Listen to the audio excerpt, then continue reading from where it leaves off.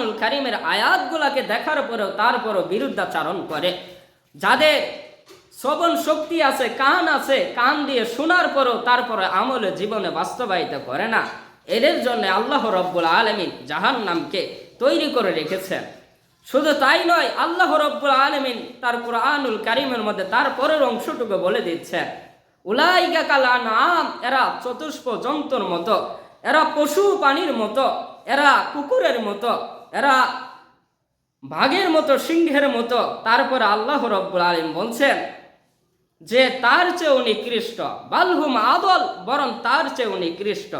আল্লাহ প্রথমে বললেন যারা কুরআন ও কারীমের আয়াতগুলোকে শ্রবণ করে, শুনে তারপরে তারা আমলে জীবনে বাস্তবায়িত করে না, এদের জন্য আল্লাহ রব্বুল আলামিন জাহান্নামকে কি করেছেন? তৈরি করে রেখেছেন।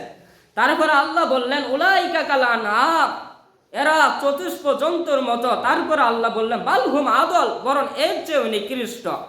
এটা কুরআনের আয়াতের কথা। এই কথাকে যখন কোনো বক্তা, কোনো আলেম ব্যাখ্যা করে, তারা যখন বলে, তারপরে কিছু মানুষের গায়ে লাগিয়া যায় যে সে যেন আমার বিরুদ্ধে কথা বলছে। আরে আমার প্রিয় ভাই, কোনো আলেম, কোনো বক্তা যদি কোনো কথা বলে, সে নিজের স্বার্থের জন্য কথা বলে না, সে কুরআন ও কারীমের মধ্যে যে আয়াতগুলা পেয়েছে সেইগুলা নিয়ে সে কথা বলে।